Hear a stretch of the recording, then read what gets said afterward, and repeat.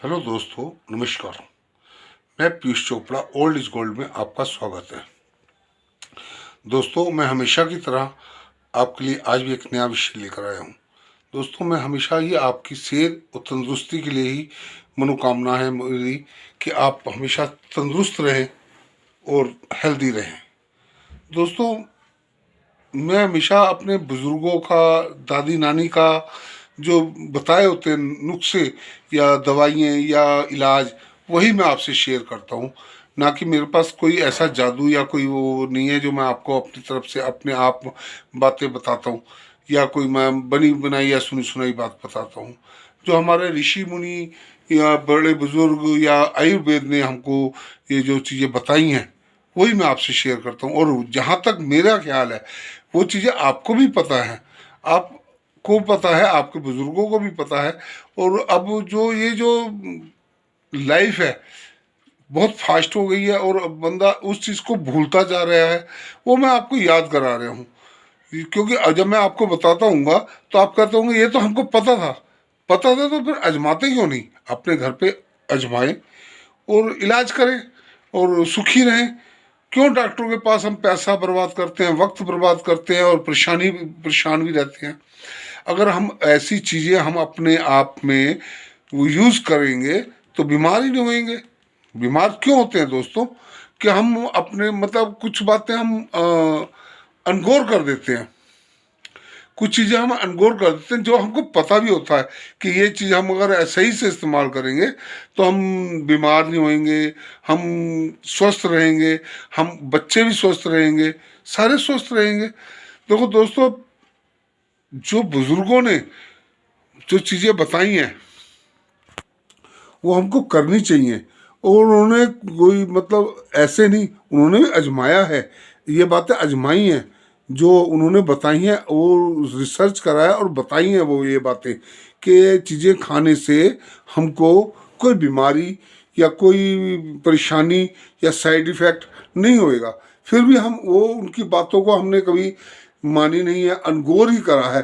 क्यों? कि ये ज़माना बहुत फास्ट हो गया है कि यार ये इतना घर पे झंझट करना पड़ेगा या ऐसा करना पड़ेगा, पता नहीं आराम आएगा नहीं आएगा, चलो डॉक्टर के पास चलते हैं और टीका लगवाया, तुरंत आराम आ जाता है। दोस्तों, आराम तो जरूर हो जाता है मगर आप पूरी तरह से ठीक नहीं रहते। वो जो घरेलू नुस्खे होते हैं, घरेलू दवाइयाँ होती हैं या घरेलू सामान होता है, वो हमको पता, हमने ये खाया है, इसका ये मतलब इससे इतना फर्क पड़ेगा तो पड़ेगा जरूर, चाहे थोड़ी देर से पड़े, थोड़ी से टाइम ले, मगर वो आराम जरूर पड़ेगा। मैं आपको हमेशा अपने वीडियो में कोई अच्छी बात और घरेलू बात और वो ही बात बताता हूँ जो हमारे बड़े बुजुर्गों ने या हमारे ऋषि मुनियों ने, वो हमारे आयुर्वेद ने या वैद्यों ने, हकीमों ने जो बताई हैं। वो पहले वैद हकीम बता जाते थे घर पर, अरे घर पर ही कर लो भाई, हमको क्यों तंग करते हो? वैद हकीम यही कहते थे, अरे ये घर पे ऐसे बना लो, ऐसा मसाला बना लो या ऐसे दवाई बना लो, हमको बार बार परेशान ना करो, हाँ कोई सीरियस है तो हमारे पास आओ। तो वो लोग इतने मतलब लालची नहीं होते थे। वो लोग बंदे की सेहत के बारे में बहुत चिंतित रहते थे। आजकल तो हॉस्पिटल सिर्फ बिजनेस हो गया है, लालच हो गया है, पैसे वाले का हो गया है। गरीब बंदे का तो कोई हाल ही नहीं हैगा। सरकारी अस्पताल चले जाओ या प्राइवेट में चले जाओ, अगर आपकी जेब में पैसा है तो आपका सही से इलाज भी हो जाएगा। और बस वो इलाज क्या है, वो तुक्का है। ये दवाई दे दी, आराम आ गया, ठीक है, नहीं आया तो फिर दूसरी बदल देते हैं, दूसरी में नहीं आया तो तीसरी बदलते हैं, ये टीका लगाते हैं, वो टीका लगाते हैं, बस तुक्का ही है। मगर जो आयुर्वेद था, जो हमारे ऋषि मुनियों ने बताया, वो उसी रोग को पकड़ते थे और वो ही इलाज करते थे। और उससे वो उनको पता होता कि इसके रिजल्ट बिल्कुल सही आएंगे, 100% इसका मतलब जो रिजल्ट है 100% आएगा। भाਵੇਂ देर से आए मगर आएगा 100% वही रिजल्ट जो उन्होंने सोच रखा है। अच्छा दोस्तों, मैं आपसे बात करने लगा, चलो ये बातें तो बहुत होती रहेंगी, वीडियो बहुत लंबा हो जाएगा, तो मैं आपको बताता हूँ दांत का दर्द। अगर रात को हो जाए तो बंदा सारी रात तड़पता रहता है, हॉस्पिटल डेंटल नहीं मिलते हैं, तो बहुत ज़्यादा परेशानी होती है। घर का घरेलू इलाज मैं आपको बताता हूँ। देखो, रसोई के अंदर लौंग तो पड़ी होती है, हर रसोई के अंदर होगी मेरे हिसाब से। तो उसको या तो आप थोड़ा मुंह में रख लो और उसको थोड़ा चबा के, और जहाँ पर दर्द है वहाँ पर रख लो, नहीं तो उसको थोड़ा सा कूट के उस दांत के ऊपर रख लो, और उस या दाढ़ में रख दो, तो आपको तुरंत आराम आ जाएगा। दर्द का थोड़ी देर बाद आपको पता लग जाएगा कि मेरे दर्द कम हो रही है। नहीं तो घर में सेंधा नमक होता है, जिसको हम लाहौरी नमक भी कहते हैं, पाकिस्तानी नमक भी कहते हैं, पहाड़ी नमक भी कहते हैं, और जो हम व्रत वगैरह में यूज़ करते हैं वो नमक सेंधा नमक, वो तो होता ही है। तो आप उसको आधा चमचा और आधा गिलास पानी को गुनगुना करके उसमें घोल के और उसके कुल्ले कर ले। तो वो जैसे हमने कुल्ला करना है, गुनगुना पानी है, मुंह में लिया, और जिस दाढ़ में या जिस दांत में दर्द है उधर ऐसे करके उसको 3-4 सेकंड, यानी कि ऐसे करो 30 सेकंड, यानी कि आधा मिनट उसको वहाँ पर रखो, फिर बाहर फेंक दो। ऐसे ही वो आधा गिलास पूरा कुल्ला करके ख़त्म कर दो। फिर घंटे बाद फिर इसी को वहाँ पर करो, तो आपका दर्द में राहत मिलेगी आपको, और आप महसूस करेंगे कि अब दर्द कम है। या जैसे आपकी दाढ़ में दर्द है, यहाँ पर सूजन आ गई है, सोजिश हो गई है, तो फ्रिज हर घर में होता है। आप उसी टाइम फ्रिज में से बर्फ़ निकालें, रुमाल में या कपड़े में या चुन्नी में लपेट के रख के उसको बर्फ़ की टकोर करनी है, बर्फ़ की। अगर आपका ये चीज़ सूज गई है, मसूड़ा सूज गया है, तो बाहर से आपको उसमें सिकाई करनी है, जिससे जो मतलब आप कहेंगे बर्फ़ की सिकाई। यही तो बातें, यही तो बड़े बुजुर्ग बता के गए हैं कि बाहर से सिकाई करनी है, जिससे आपकी सोजिश को भी आराम आएगा और आपके दर्द को भी आराम आएगा। अच्छा, ये रहा लौंग का। चलो, मैं लौंग का तेल भी बनाना बताऊंगा अभी आपको इसी वीडियो में। आपको एक और बताता हूँ, जैसे अगर लौंग नहीं है आपके घर में, लहसुन तो होएगा, लहसुन होएगा, तो लहसुन को आप एक कली निकाल के, लहसुन की या 2 कली निकाल के, जिस दाढ़ में आपके दर्द है वहाँ पर रख ले, या दाढ़ में या दांत में या उसमें वहाँ पर रख दे, और उसको थोड़ा सा रख के 15 मिनट या आधा घंटा रख के देखना, और फिर उसको निकाल दो या रखे रहने दो, तो आप देखना कि आपका दर्द जो है और सही हो जाएगा और कीड़ा भी मर जाएगा। दोस्तों, प्याज थोड़ा सा काट के, जहाँ पर दर्द है, जिस दाढ़ में दर्द है वहाँ पर ऐसे 2-3 बार उसे चबाओ, तो उससे भी दर्द में फर्क पड़ जाएगा। या आप और कुछ भी नहीं है घर में, तो नमक तो होएगा, नमक और तेल, उंगल से उसकी उस जगह की मसाज ही कर दो, उंगल से उस जगह की मसाज कर दो, तो आपको दर्द में राहत मिल जाएगी। चलो दोस्तों, ये बातें तो मैंने आपको रात में या इमरजेंसी बता दी, ये कोई पक्का इलाज नहीं है। ये इमरजेंसी दर्द हो जाए तो, या फिटकरी हो, जो कुछ लोग भाई घर में शेव करते हैं फिटकरी, तो फिटकरी और सेंधा नमक, फिटकरी का मतलब थोड़ी सी कूट लो, कूट के फिटकरी और सेंधा नमक डाल के गुनगुने पानी में उसको घोल के उसका कुल्ला करेंगे, तब भी आपको आराम आ जाएगा। अच्छा दोस्तों, आपको मैं एक घरेलू पेस्ट बनाना बताता हूँ। वैसे तो पुराने ज़माने में हम लोग हमारी मम्मी या दादी हमको जैसे एक चूल्हे में आग जलाते थे, तो कोला बन जाता था लकड़ का, तो उसको पीसा और उसके ही हम मंजन कर लेते थे, और उससे दांत मोतियों वर्गे, चिट्टे दूध वर्गे हो जाते थे। दोस्तों, पुराने ज़माने की तो बात ही कुछ निराली थी। अब बहुत फास्ट ज़माना हो गया है, बहुत ही ज़्यादा फास्ट, मोबाइल का ज़माना हो गया है, तो इसमें बहुत बदल गया है ज़माना। आपको एक मैं घरेलू पेस्ट बनाना बताता हूँ, और बातें तो बहुत बाद में होंगी, क्योंकि वीडियो बहुत लंबा होता जा रहा है। दोस्तों पेस्ट मैं बताता हूँ, आप फिटकरी ले लें, 1 इंची टुकड़ा फिटकरी ले लें, 2 इंची, जितना आपको बनाना है उतनी फिटकरी ले लें और फिटकरी फुल कर लें, फिटकरी को फुल कर ले, मतलब उसको भस्म, फिटकरी की भस्म कह लो। वैसे पुराने ज़माने में कहते हैं फिटकरी, फुल फिटकरी कर बना लो, यानी कि फिटकरी को गर्म कर लो, वो फूल जाती है तो फुल बोल देते थे, मगर आजकल जो है उसको भस्म बोलते हैं।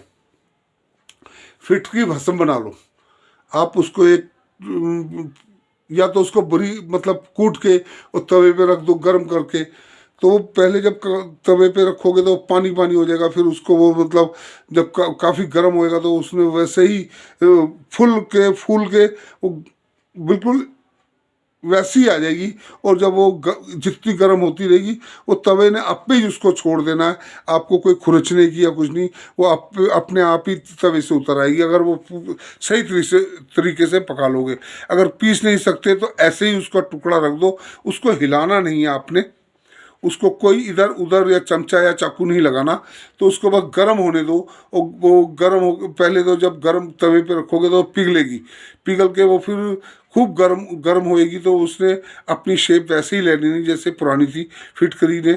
और वो जब वो पूरी मतलब भस्म बनेगी तो तवे ने उसको छोड़ देना है। तो बस जब उसको ठंडा हो, तवे को नीचे उतार लो, जैसे वो ठंडी हो जाएगी तो वो अपने आप ही तवे पे से नीचे उतर आएगी। अच्छा, हाँ, तो मैं आपको पेस्ट बनाना बता रहा था। एक आपने फिटकरी भस्म बना ली, बहुत आसान है। फिटकरी लो, तवे पे रखो, गरम करो, जब वो पक जाए, पूरी तरह से पक जाए, समझ लो कि तवे ने छोड़ दिया उसको, तो उसको नीचे उतार लो और हमाम दस्ते में डाल दो या मिक्सी में डाल दो। वैसे तो मेरे हिसाब से आप उसको घरों में छोटे छोटे आजकल हमाम दस्ते आ रहे हैं, तो वो हमाम दस्ते में उसको डाल दो। और आप सेंधा नमक ले लो, अगर आपने 1 इंची पीस लिया है तो आप 1 चमचा सेंधा नमक ले लो, और 2 इंची लिया तो 2 चमचे सेंधा नमक ले लो। तो हमें ज़्यादा कम ज़्यादा हो जाएगा तो उसका कोई नुकसान नहीं है। सेंधा नमक का लेना आपने, सेंधा नमक है, आम दूसरा नमक नहीं लेना, क्योंकि सेंधा नमक जो है बहुत कई बीमारियों में काम आता है और बहुत ही ज़्यादा फायदेमंद होता है। अच्छा, आपने सेंधा नमक ले लिया, फिटकरी ले ली, तीसरी चीज़ है लौंग।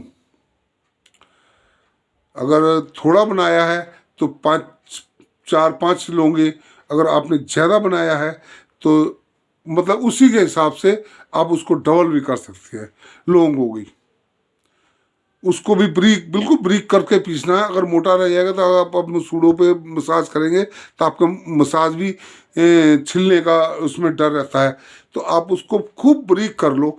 अच्छा, तीसरी चीज़ हो गई, चौथी चीज़ हो गई हल्दी। 4 चीज़ें डालनी है और चारों को खूब ब्रीक कर लो। और उसके बाद आप छन्नी में या कपड़े से उसको छान लो, जब ब्रीक पाउडर बन जाए।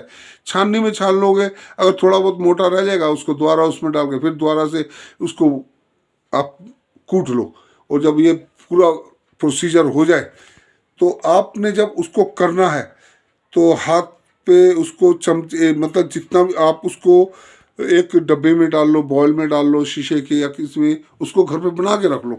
और मैं तो कहूँगा घर का हर सदस्य करे तो आपके दांत बिल्कुल कोई बीमारी ही नहीं लगेगी। और कोई बीमारी है जैसे मुंह में से खून आना, बदबू आना, या मुंह में छाले हैं, या मसूड़े फूल गए हैं, या दाढ़ में या दांतों में दर्द है, या आप मतलब कोई भी बीमारी है, तो वो आपकी ऑटोमेटिक 1 हफ्ते के बीच बीच में ठीक हो जाएगी। करना कैसे है अब मैं आपको बताऊँ। वो जो आपने पेस्ट मंजन बनाया है उसको आप निकालें, आधा चम्मच या कम बढ़ती भी हो जाएगा, कोई बात नहीं है। उसको आधा चम्मच निकालें, अपनी हथेली रखें, और उसको हथेली पे रखना है तब ठीक है, या प्लेट में रखना तब, जैसे आप अच्छा समझे। तो वैसे तो हथेली पे रखो तो बहुत ही अच्छा है। और उसको में आप सरसों का तेल, आप उसमें सरसों का तेल डाल के उसका पेस्ट बना लें। जितना आपने करना है उतने में अगर आपने सबको सारे में तेल डालना है तो वो भी डाल के रख सकते हैं। बाकी अगर ताज़ा बनाएंगे, ताज़ा लगाएंगे तो उसकी बात ही कुछ और निराली है। तो जितना आपने करना है दांतों में वो पेस्ट, तो उतना आप उसको हाथ पे रखें और उतना तेल डालें, 4-5 बूंदे या ज़्यादा पड़ती हैं ज़्यादा पर डाल लो, वो तेल कम बढ़ती भी हो जाएगा, उससे आपको कोई नुकसान नहीं है। क्योंकि तेल अगर मुंह के मसूड़ों में लगेगा तो आपके मसूड़े मजबूत होंगे, दांत साफ होंगे, मुंह में के कई रोग जो है तेल से ही ख़त्म हो जाएंगे।